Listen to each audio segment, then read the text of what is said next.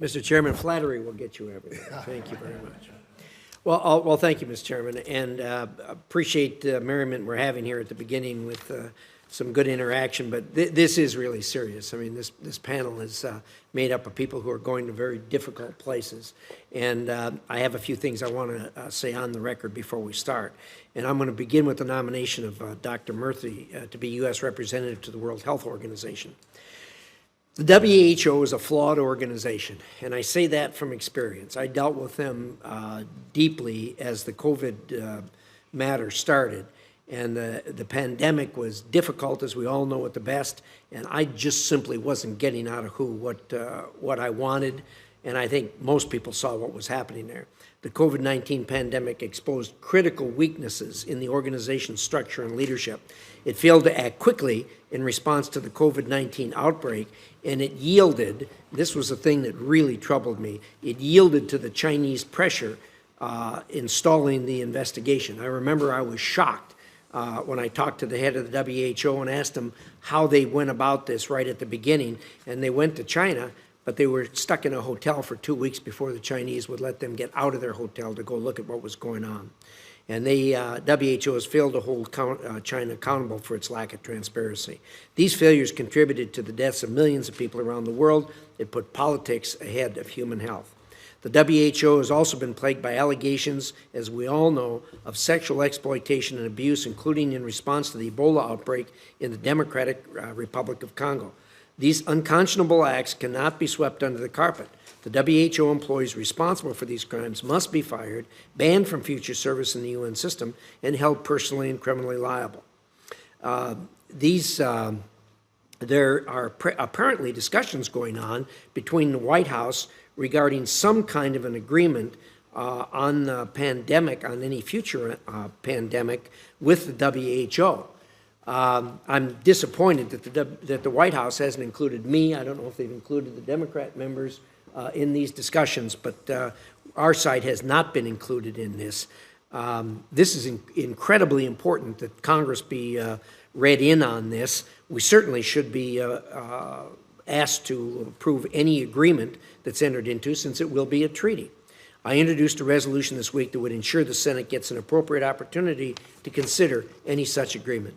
The administration should also refrain from increasing U.S. contributions to the WHO without targeted, verifiable reforms that ensure the WHO is properly tasked and fully accountable.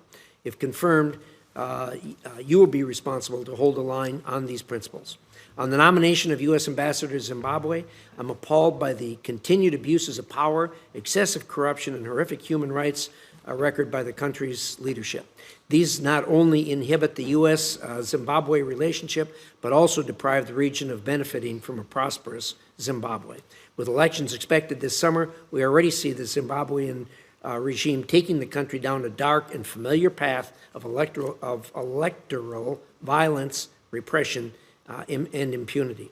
Our ambassador must hold firm in the support for the people of Zimbabwe while committing to uphold U.S. values on human rights and democracy and engaging the Zimbabwean government. I look forward to hearing how Ms. Tremont plans to do this. On the nomination of U.S. Ambassador to Rwanda, this is always an important job on the continent, but even more so now that the U.S. has critical priorities where Rwanda can either be a constructive partner or an unhelpful constraint.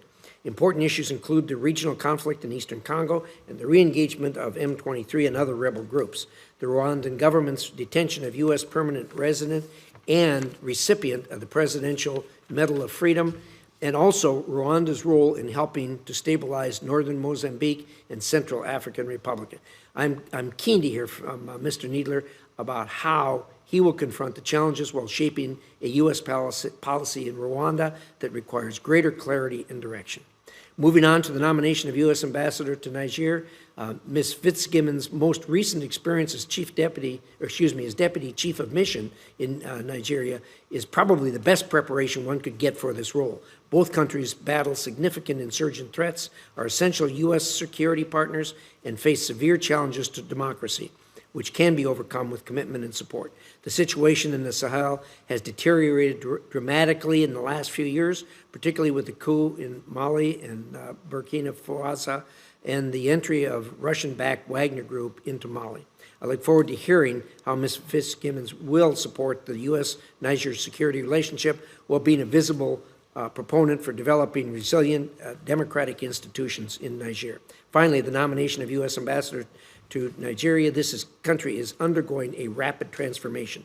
We must commit to working with Nigeria to capitalize on opportunities to build its economy and democracy while confronting significant challenges like insecurity. Elections in Nigeria always serve as a vital test for Nigeria's democracy and have a lasting impact on the region.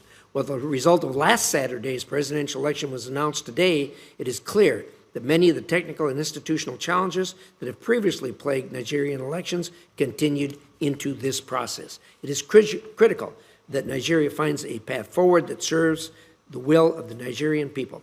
Mr. Mills have confirmed will need to lead U.S. efforts in Nigeria to support the development of strong democratic institutions, including political parties. Lastly, the human rights record of Nigeria's military gives us pause about how we provide the country with much-needed security assistance. Nigeria's partnership with the U.S. must include lasting solutions to unending human rights abuses. I look forward to hearing how Mr. Mills plans to approach these issues. So, again, I come back, Mr. Chairman, to the fact that this is a panel made up of very qualified people to take these issues on. I'm keen to hear from them how they're going to do that. We don't often see a panel with as many challenges collectively as all of you have, but we hope you're up to the task. Thank you for taking this on. Thank you, Mr. Chairman. No,